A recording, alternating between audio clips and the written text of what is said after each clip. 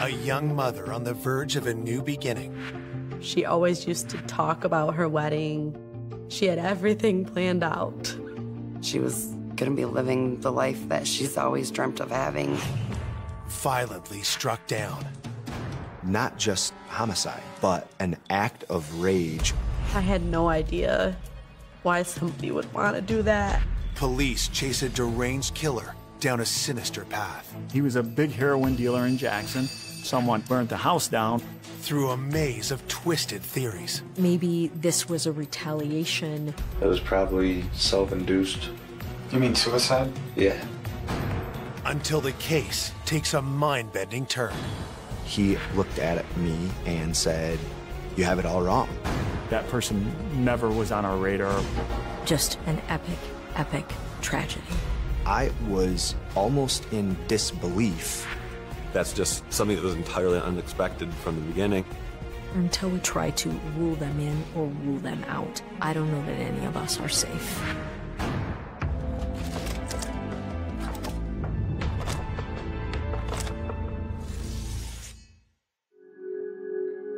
On Sunday, August 10th, 2014, in an upper-middle-class neighborhood in Jackson, Michigan, a quiet morning is broken by a desperate phone call. Our dispatch did receive a 911 call from a panicked individual. 911. Yeah, I need somebody up to my house right now. My fiancé, I think she's dead. Okay, so has she been sick? No, there's blood everywhere. Do you know where it's coming from? I don't know. Okay, can you tell if she's breathing?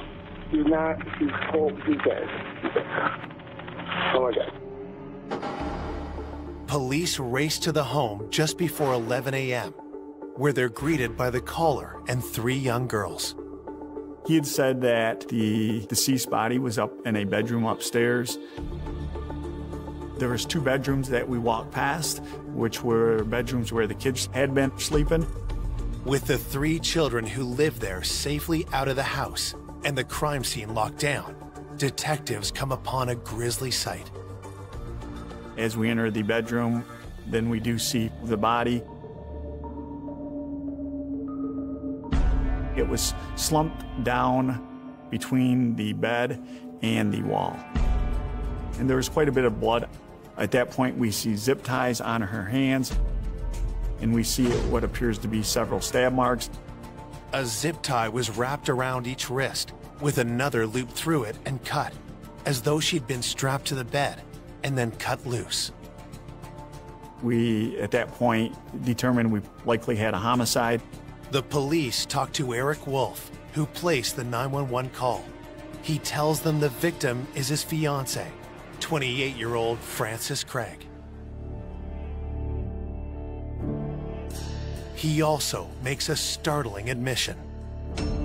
He said that he had worked all night, so when he came home, after finding Franny in the condition she was in, he then went downstairs and slept on the recliner chair. For whatever reason, he did not call 911 until a couple hours later in the morning.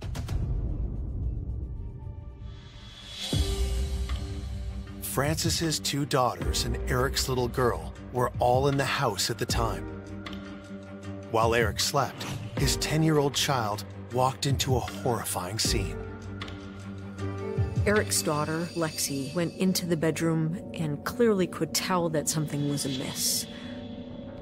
She even touched her and could tell that she was not moving. I think she might even have described her as a little cold. Lexi went downstairs and woke up her father. And that's when he finally called 911. We all felt that a normal, average individual would, at the bare minimum, make sure their fiancé, the person they're about to get married to and spend the rest of their life with, is okay. Eric's decision to walk away from the murder scene is a red flag for investigators. And so is his casual demeanor. When Eric was interviewed by one of the other detectives at the scene initially, the detective said he didn't seem too concerned, didn't seem too upset about what had happened. Detectives plan to grill Eric about his suspicious behavior. But first, they need to finish processing the crime scene. There was approximately 90 stab wounds, and they were in a very aggressive manner. It was overkill. Not just committing a homicide, but an act of rage where it's over the top. The rule of thumb is on a situation where there's multiple, and I'm talking more than a dozen stab wounds, it's usually a crime of passion. So at that point, you typically look at somebody close to the victim. Investigators sift through the bloody mess for clues. There's no sign of a murder weapon, but plenty of signs of conflict. The crime lab, which is the CSI people, they responded to the scene. They were there for multiple hours, collecting a ton of evidence. While the forensics team works the scene inside, shocked friends and family have gathered outside the house. I didn't believe her. I thought it was a lie. It's not real. It didn't happen. I had no idea why somebody would want to do that. Francis was just an amazing person all around. Francis and I worked together. We hung out outside of work together. We would hang out with our kids. Investigators learned that Francis had 2 daughters with an ex-boyfriend. The oldest is 5 years old, and the youngest is 3. Our boyfriends actually were friends, and he brought her to my house one day, and that was like the beginning of a beautiful friendship. It felt like we've known each other for years. She's a wonderful, amazing mom, the best mom that I know. She was the best person I've ever met and known in my life. She would do anything for anyone. Francis and the father of her children broke up, but she still dreamed of getting married. She always used to talk about her wedding and everything, and at this point, she didn't even have a boyfriend. She had everything planned out. Dreams became reality in 2012 when she started dating 29-year-old Eric Wolf. Eric was a divorced single father, 1 young child. He had primary custody over her. 2 years into the relationship, Eric and Francis moved in together. Despite working 2 jobs, Francis did all she could to make time for her children and Eric's daughter, too. She was constantly doing things with her girls when she wasn't working, even with her stepdaughter. She was amazing. Her days were long, but her life was full. Eric proposed, and the couple bought a house together. Francis was very, very excited about getting married. Like, every day she was tagging me on Facebook or, like, sending me pictures. You know, she thought she was gonna be living the life that she's always dreamt of having and having that fairy tale wedding. But when detectives pressed Franny's friends, they learned that Eric had a dark side. They told me that they weren't super fond of her fiancé. Because my daughter spent a lot of time with Francis. She was like a second mother to my daughter. And my daughter did tell me several times of Eric being kind of like a drill sergeant. He seemed real cocky, just everything was about him and his daughter more so than Francis and her girls. I felt in my gut from the moment I found out that something happened to Francis, I felt like Eric had something to do with it. I didn't know what, I didn't know how, I didn't know why. I just felt like it was because of him that she's gone. Police are determined to get to the bottom of Eric's suspicious behavior. When we interview him, he stated when he saw her in the condition she was in, he did not call 911, and he didn't seem too upset about what had happened. At that point, he was somebody, definitely a person of interest in the homicide of Franny Craig. Coming up, Eric's story gets stranger by the minute. I didn't know if this was, like self-inflicted accident. That's what we need to find out too. A tiny clue reveals a big surprise. There was DNA found on Franny's zip tie. And when police find the killer, it shocks everyone. I remember thinking to myself, I'm glad we're sitting down right now.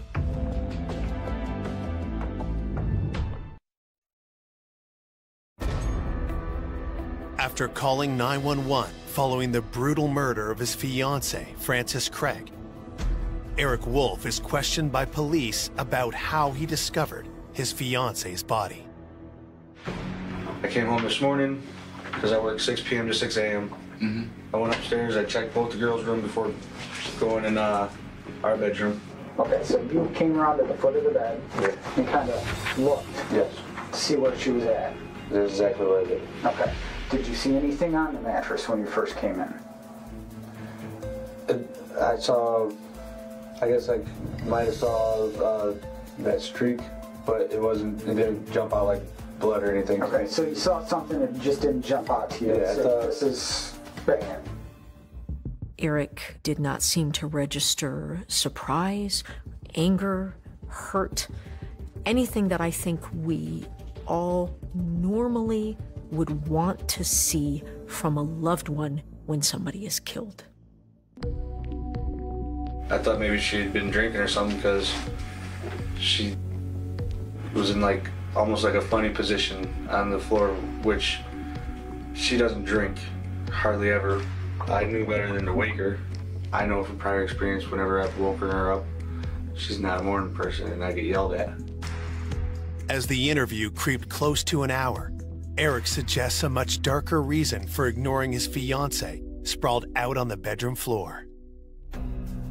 Up until just now, maybe since we've been here, I thought that if it wasn't an accident, then it was probably self-induced.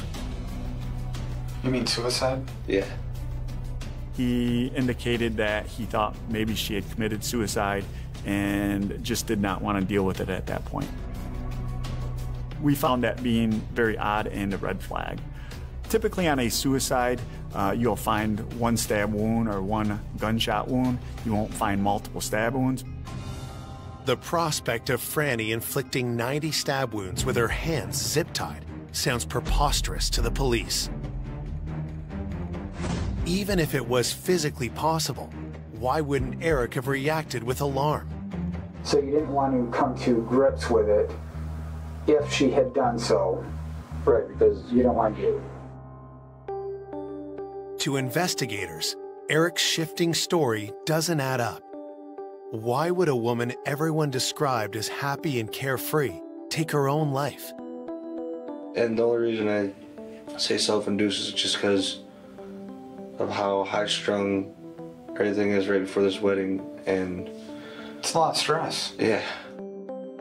Eric's strange comments could signal that he's traumatized over the death of his fiancée, or that he's hiding something. Determined to mine the truth, detectives decide to go right at their prime suspect. Did you? No. Know what? No, I didn't do this. I didn't know anything about it. I walked in and I walked out, went to sleep, got up, went back in and reported it. But that brings me back to the questions we just asked. You made it at least halfway into that bedroom. I did make it, and I admit that, and I'll admit that in front of whoever needs to hear it. But I want to make that perfectly clear that my stance on this is exactly what I said. I went in for whatever reason it was. I didn't react. Without forensic evidence to hold him, Eric is free to go. But investigators vow to keep their eye on him. And the deeper they look, the more circumstantial evidence starts to build up. We did do a pretty thorough background, as we always do. And one thing we found out is that Eric did have a little bit of assaultive past with prior girlfriends and an ex-wife. It seems like he has some violent tendencies. One of the strangest facts in this case is that Eric Wolf has a father who is serving a life sentence in prison for his own first-degree murder conviction. He was convicted on a cold case homicide investigation in the 90s and was serving life in prison for murder. So that certainly put up a red flag to us. Was it possible that violent tendencies run in the family?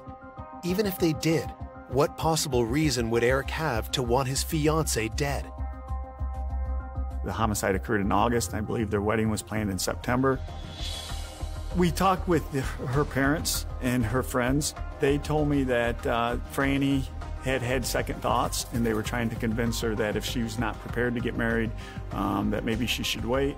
And they also said Eric had had second thoughts. Eric may have got cold feet, didn't want to get married, didn't know how to end the relationship. While police work diligently to prove Eric's guilt, Francis's friends wait and wonder. We didn't know what was going on. Nobody knew what was going on and what happened with Frances and how she was murdered. We just knew she was dead. Behind the scenes, police work tirelessly. They obtain a search warrant to collect Francis's and Eric's electronics, but quickly realize that Francis's cell phone is missing.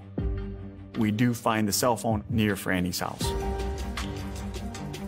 It had been thrown up against a tree and damaged. Again, we're thinking that the cell phone has some pretty valuable information.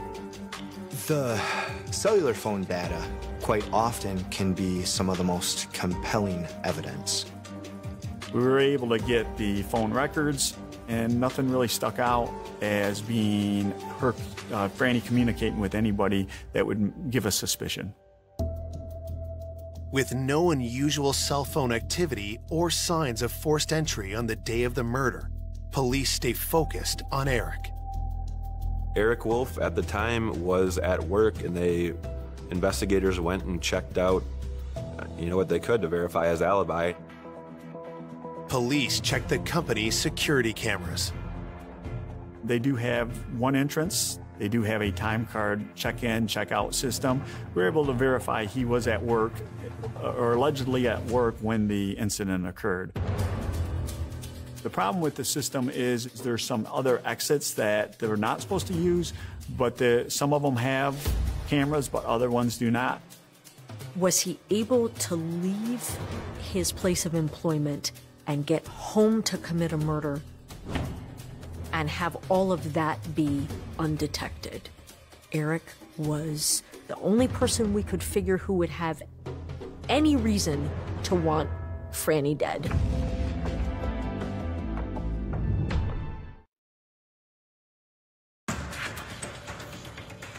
Police investigating the homicide of 28-year-old Frances Craig cannot confirm her fiancé's alibi, since not every exit at his workplace had a security camera.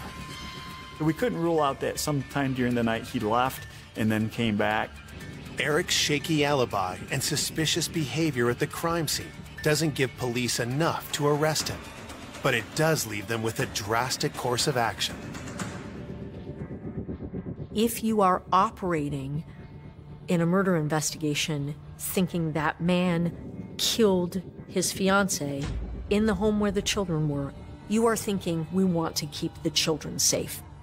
We kept Eric's daughter from him while we tried to figure out what happened to Franny. Both Eric's and Franny's daughters are removed from Eric's home and put in the custody of family members. With pressure mounting, detectives need to move fast to prove their theory, or find a more plausible one. At that point, we tried to determine any communication Franny may have been having with someone other than her fiancé. Franny had an boyfriend. He no longer lived in the area, but he had returned to the area recently and had some level of connection or interaction with Franny. The police press Franny's ex. Could he have committed this heinous crime? That young man was a nice young man, came from a very, very nice family. And he did have an alibi where he was at the time of the incident. We were able to verify that alibi, so we were able to eliminate him.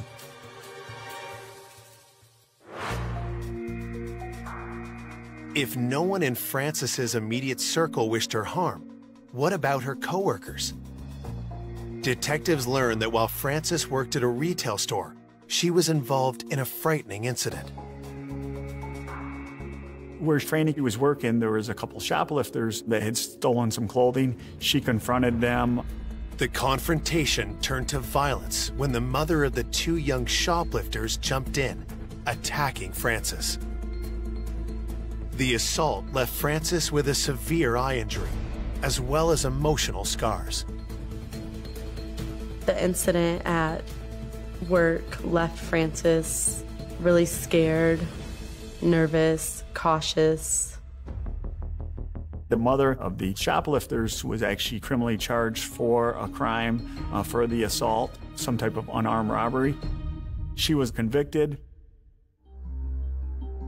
So there was some concern that maybe this was a retaliation for that situation. We did surprise them with a visit. They did have alibis on where they would have been at that time that the incident occurred. Investigators are able to verify those alibis, eliminating the women as suspects. Frustrated detectives are still hoping that DNA from the crime scene will help them find the killer. But while they wait for results from the crime lab, the people of Jackson attend Franny's funeral, their emotions raw from the news of her violent death. Her mail carrier showed up to her funeral because she left such an impact on that person. That's how loved and how missed Frances Craig is. This was definitely a shock to the community because we don't have that many homicides. I was scared.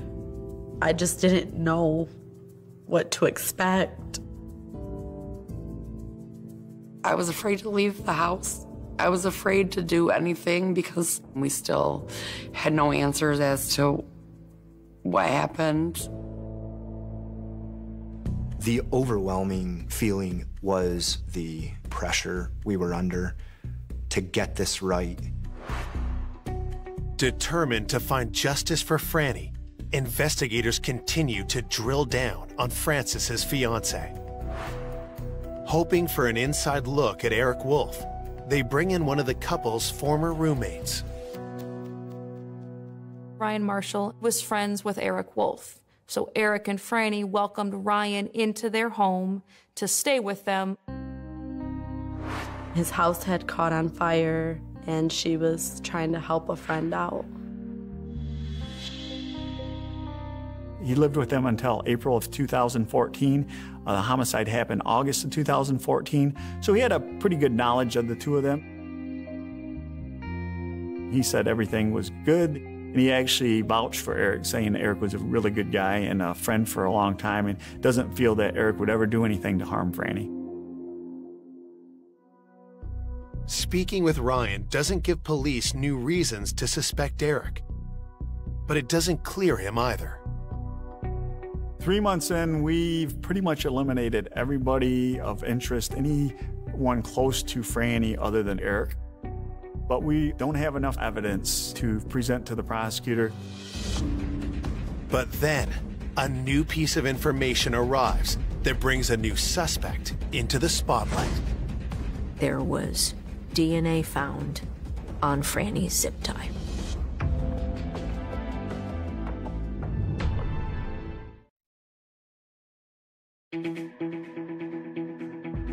Three months after Frances Craig's murder, the lab results from the crime scene finally arrive, and they provide a huge break in the case. were notified through a national index. The DNA located on the zip ties matched DNA in a database. When somebody commits a felony, they have to submit to a DNA test. Somebody's DNA showed up on the zip ties that were used in the homicide. We get a name of Cortez Butler. Who is Cortez Butler? Police waste no time looking into his criminal record. We find out Cortez Butler served approximately 25 years for murder and was currently on parole in the Detroit area. But we knew almost nothing else. We tried to determine if we could connect Cortez Butler to Franny Craig, to Eric Wolf, and we came up with nothing. We tried to determine if he had family locally, and we came up with nothing.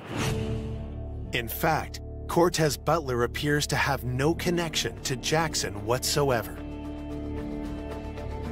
So we look in our database to see if we have any Cortez Butlers in any police report we've done, any place in Jackson County, and we find none. Then it was this mad scramble of, well, then how do we even tie Cortez Butler to this? For all we know, he may have worked at Home Depot, and his DNA may be on these zip ties for a completely innocent reason. The investigators connected with Cortez's parole officer. They got Cortez's phone number. A search warrant was prepared and signed for Cortez Butler's phone records. We learned that Cortez Butler's phone was in Jackson on the early morning hours of August 10th, the actual time of the murder. The rest of those phone records almost exclusively placed it in and around the greater Detroit area, never in Jackson.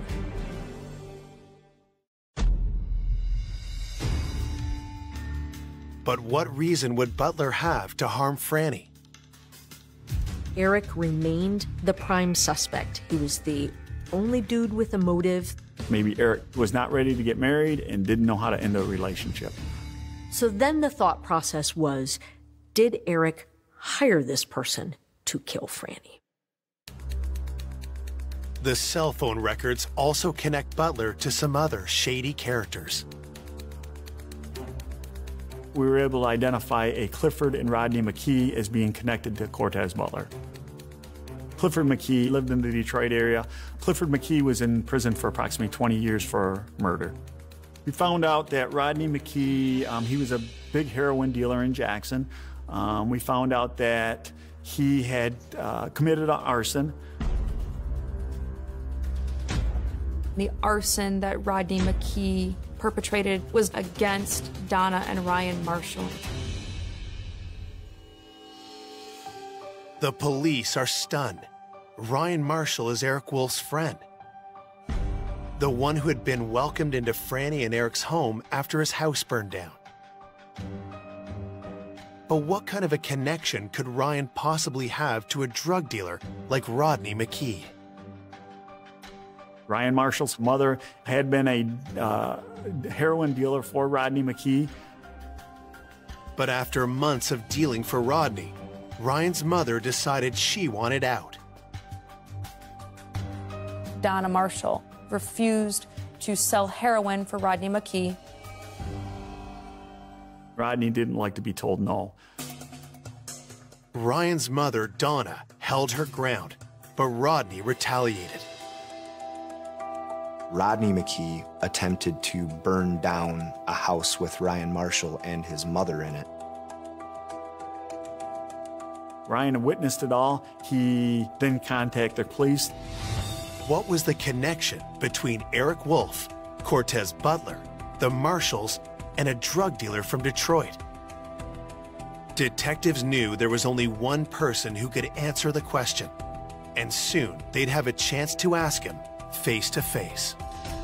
Cortez Butler was arrested for yet another murder. Not Franny's murder, but another murder in the greater Detroit area.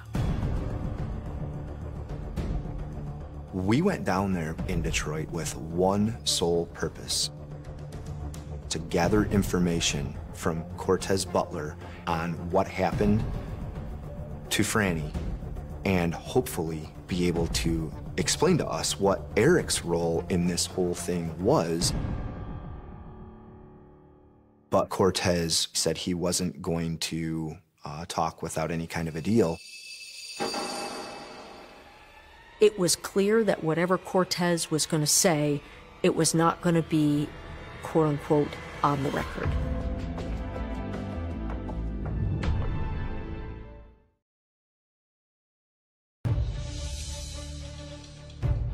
Investigators have DNA evidence and phone records that link convicted killer Cortez Butler to Francis Craig's murder.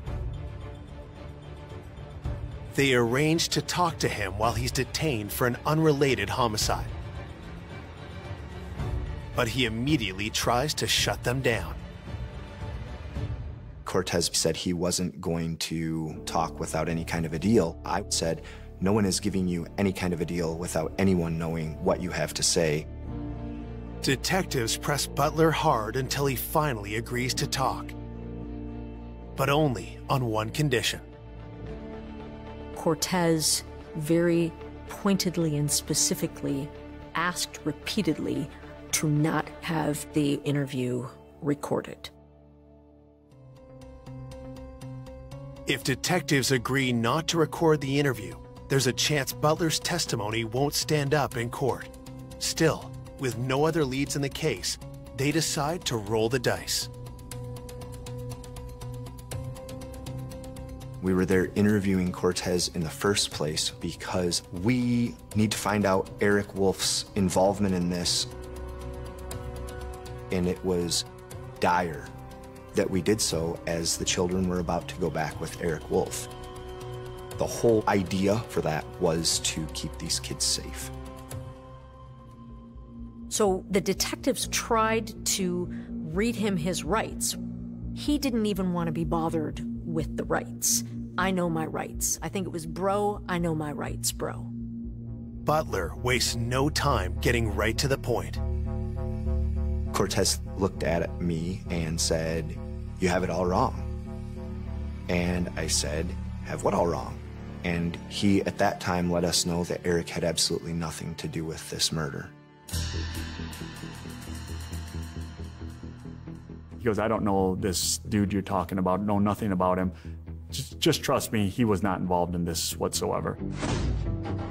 The statement contradicts one of the investigators' strongest leads, but the next thing Butler says is even more explosive. Cortez identifies himself as the killer. I remember thinking to myself, I'm glad we're sitting down right now, because I was almost in disbelief. If Eric wasn't involved, why had this cold-blooded criminal murdered a woman to whom he had no obvious connection?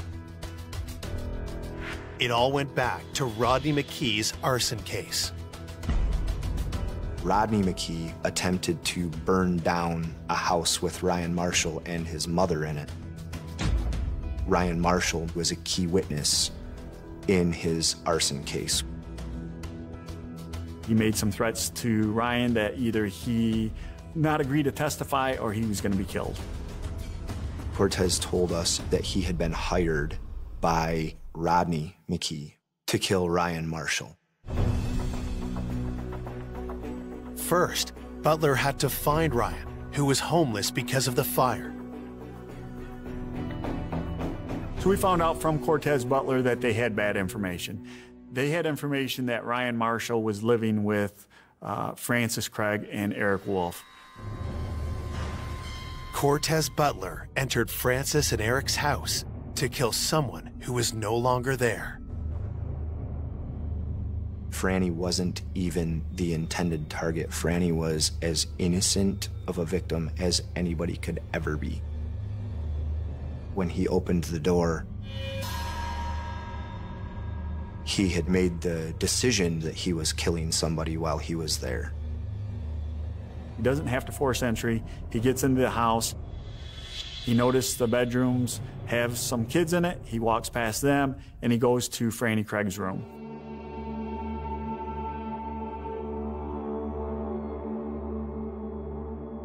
When he gets to Franny Craig's room, he asks her where Ryan is. She said he's not there. Cortez tells Franny not to look at him. In his words, he stated she looked at him, so he had to kill her.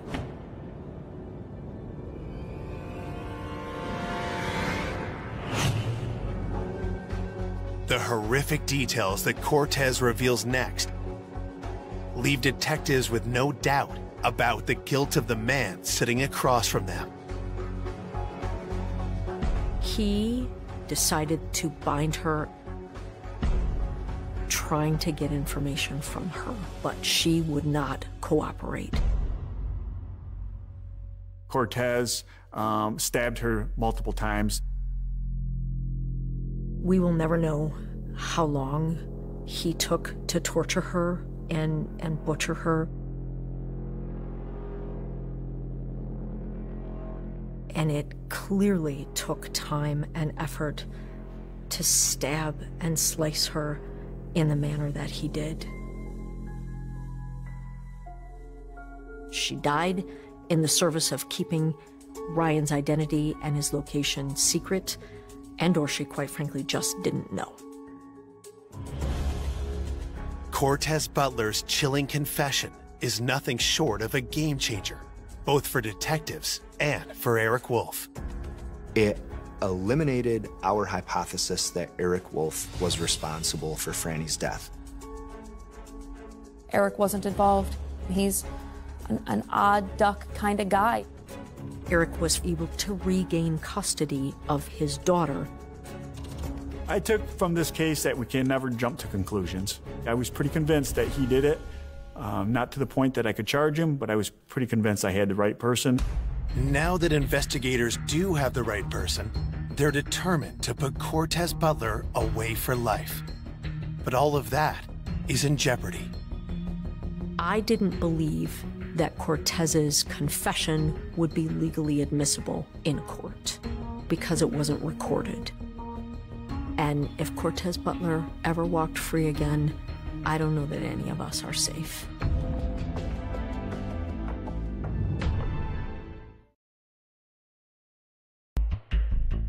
After months of dead ends, investigators finally have a confession from Francis Craig's killer.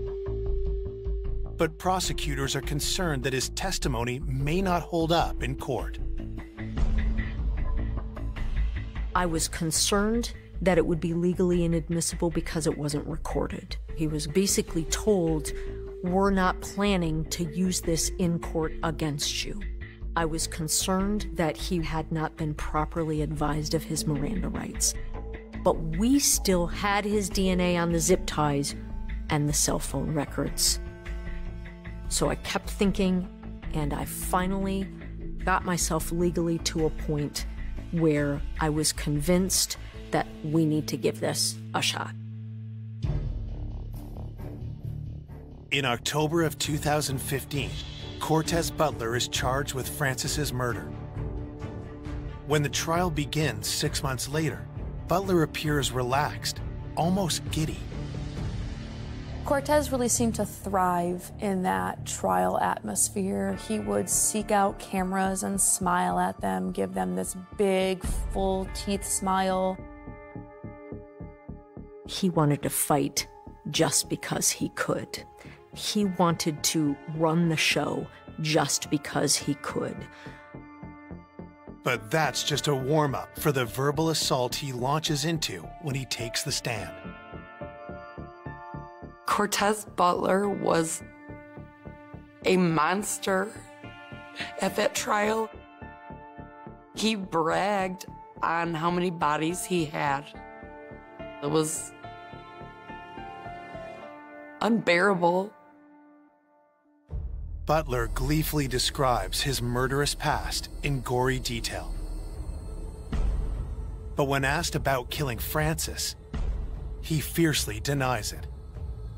He clearly was so excited to say why he didn't commit this murder, because he pleads to all of his murders, and he clearly didn't commit this one because he didn't plead to it. Butler also denies ever confessing to police. But in a victory for prosecutors, the judge allows detectives to testify about Butler's confession. We're able to get past that piece because he wasn't in custody for our case. He wasn't actually entitled to his Miranda warnings. Eyewitness accounts play a major role in trying to move the jury, beginning with Eric's daughter, who found Franny dead. Alexis was our first witness up there, and I don't know that I will ever forget the audible gasps and sobs and emotion pouring from the jury just from that first witness. The physical evidence is laid out. We have Cortez Butler's DNA on the zip ties that were used in the homicide, and we also have phone tracking information showing Cortez Butler and Jackson. Prosecutors make a compelling case, but without a recording of Butler's confession. It's the detective's word against Butler's. When the jury returns with the verdict, there's no guarantee which way the cards will fall. Cortez Butler was convicted of first-degree murder, and he won't ever walk free again. The sentence was life without the possibility of parole for the premeditation murder of Franny Craig. This was a complicated story to tell to a jury. It is a difficult one for all of us to wrap our brains around, even still. Cortez goes to look for Ryan at her house, and he doesn't find him, and murders Franny in her own bed while she's doing nothing wrong.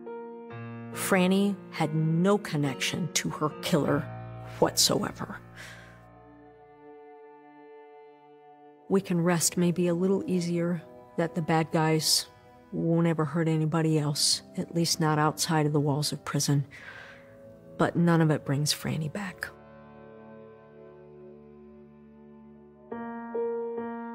Today, Francis's two daughters live with their father. Those closest to Francis do everything they can to hold on to her memory. Franny's family, I know, they've been lost ever since. I've been lost ever since Francis has been murdered. I want people to remember how happy of a person she was, how generous, how nice and kind she was.